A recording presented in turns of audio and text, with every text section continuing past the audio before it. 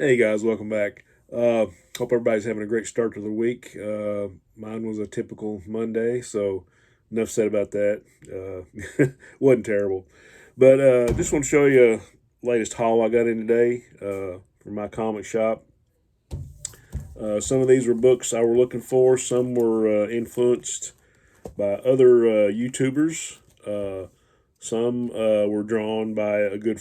One was drawn by a good friend of ours and just some other stuff. So we'll just kind of get into it. These first four books were inspired by our buddy Higgy Pop Comics. He showed these, and I didn't even know they existed, but it had one of my favorite characters from the Golden Age, uh, Vigilante. I was always a big Vigilante fan. Loved the few appearances he had in the '70s, and all the appearances he had with the Seven Soldiers and all that. But there was a four-issue miniseries came out in I guess '95 or '96, and it just looked really good to me. So I went ahead and picked them up. It's Vigilante City Lights Prairie Justice. Here's number one. I think Mark Chiarello does these covers. I'm not sure how to pronounce his name, Chiarello or Chiarello. You can see it right there, maybe. I don't know. Anyway, it's a time period piece, set back in the '40s, and issue number one, great. And the guy that does the art, of course, James Robinson, the guy that wrote it. I mean, you can't go wrong there. Just has a great feel for Golden Age characters. Uh, but Hickey showed these, and I just, he was really enthusiastic about it. And I never had heard of it, so I just, and they're cheap. So, but James Robinson, like I say, you can't go wrong. The guy that does the art, Tony Salmons, uh, he's kind of got a style to me that's kind of reminiscent of Tim Sale. I'm sure everybody knows who Tim Sale is, but looks like a really great story. And I love all the stuff set back in the Golden Age. So there's issue number one. Issue number two with one of the Seven Soldiers' old enemies, the Dummy. Maybe that's why he keeps ending up in jail. I don't know. He's a dummy. But these covers are awesome. I mean, I would get these for the covers alone, but the story looks really good, so I'll be reading them sometime this week. Here's number three.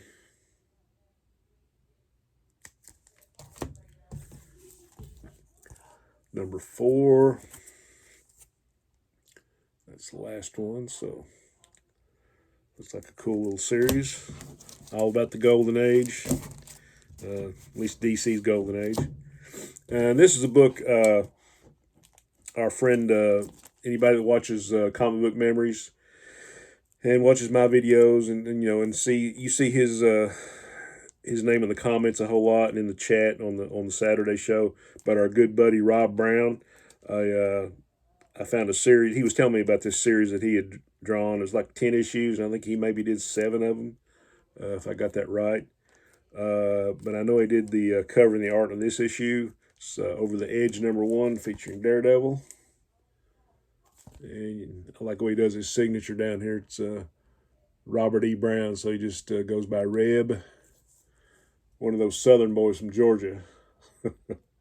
So really cool stuff. I want to get all the rest of them. I think my buddy Dr. Silver Age, right? I think he's probably got like a lot of them. He just picked them up, so I'll be getting all the rest of them eventually. We gotta support our creators, and Rob's a really good guy. So check out this series. Okay, got some Defenders I needed. I'm not sure who did the cover. It kind of looks reminiscent of maybe some George Perez stuff. But here we have number 53 with the Red Guardian. And you get the Hulk and Submariner in there with Hellcat and Nighthawk. I think this was during Keith Giffen's run. And I think this is especially if you're an art person, that loves the artist and all that. I think in this first story you have Dave Cockrum, Keith Giffen, Michael Golden, and Terry Austin all doing this first story. So you get a little bit of everybody. I kind of thumbed through it and it looked really good. So number 53. Number 54, I really love this cover. George Perez and Ernie Chan. Never had seen them, to my knowledge. I might have seen them, but didn't know that they'd actually done stuff together. But this is George Perez and Ernie Chan, or Chua, however you want to call it. With some great detail on that one. I think this is more Keith Giffen. I might be wrong on that one, because I know Carmine Infantino did some stuff in here too. This might be the Infantino issue, but here's a good cover by the great one, Mr. Eli Katz, Gil Kane, maybe Joe Sennett on the cover, on the inks, I'm not sure. But lots of fun defenders, the Marvel's only non-team. So I'm trying to complete this one, but I'm glad to cross those off the list. This one, I've had this on my radar for a long time. I wanted it back when it came out because I love this title, but I love the two features, the characters or teams or what do you want to call it. But when they restarted the Secret Origins title in '86, they came out with a few annuals, and this was the annual, Secret Origin Annual #1. You got the Secret Origin of the Doom Patrol by Paul Kupperberg and John Byrne on the art. John Byrne does the cover, and got another one of my favorite characters. Got his Secret Origin, Captain Comet. I think probably Roy Thomas does him, and Mike Harris does the art. And I kind of like Harris's art. It kind of got an old school feel, and I think he did some stuff in All-Star Squadron and Infinity Incorporated. So really happy to have this one. I've already thumbed through this and looks really good. And this issue actually leads into the new Doom Patrol that was coming out in 1987. The new series, I guess. I mean, they were featured in Showcase back in the 70s, and they came back in this one. So a pretty cool package. Really happy to have this one. Slowly crossing some issues off my Adam checklist. Here's number 38. Pretty cool cover. This is the issue right before it became Adam and the Hawkman, and they kind of have a little house ad telling you that that's coming up. Yeah, it's a really cool cover. I'm not crazy about the art inside. I mean, it's Mike Sekowsky and George Roussos. I'm a big Sekowsky fan, just because of Justice League, and later on Wonder Woman and Supergirl. Stuff he did in the '70s. But George Roussos, I'm just not a fan of his inking. I mean, some people might like him, but opinions vary, and everybody's entitled, right? Okay, crossed another issue off my Brave and Bold run. I've got all the issues. It's got Neil Adams interior art, but I still lacking a few where Adams did the covers. So here's Brave and Bold 75 with Batman and Spectre. Just a great cover on this one. I think it's Ross Andru and Mike Esposito on the interiors. I always like that team. And these last two, probably more happy than anything to have these. For a long time, I've been trying to gather all the books that came out for the 3 months in 1978 of the DC explosion. I'm sure anybody that followed DC back in the late 70s heard about the explosion / implosion, which I want to do a video on the implosion too.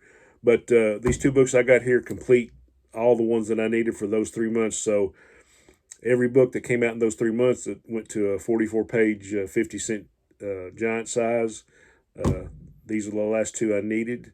And, of course, there was some, they were in all that format. There was already some dollar books like Superman Family and World's Finest and GI Combat and stuff like that. But I wanted to get, you know how it is when you're a completist. You want to try to get all the ones within whatever you're collecting, whatever run or whatever title or whatever. So these two completes that set, the DC Explosion set, and I'll be doing a video hopefully soon on that because I got the box out that I had those in just to make sure that I had all of them but these. Because I'm getting old and I can't remember stuff sometimes. But anyway, this is one I needed. Superman Family 191. Got a great Rich Buckler and Dick Giordano cover. And you got the usual gang that does Superman Family. You got Win Mortimer and Kurt Schaffenberger and all these guys. But Superman Family is a really fun title if you're a super fan. So pretty nice pickup. And the other one I needed was Batman 305. Fighting the Death's Head gang. But I always loved these. They weren't exactly like giant size comics, but they were bigger. That it was more bang for your buck. You pay an extra 15 cents, but you get like an extra however many pages they were talking about. But I kind of want to go in depth on those videos about the explosion and later on the implosion and canceled comic cavalcade and all that stuff. So, but really happy to have these, and I'll probably be doing that explosion video before too long, hopefully. All right, guys, that's all I got. Like I say, hope you guys had a great Monday, and hope your rest of the week is just the same. And I will talk to you soon. Onward and upward.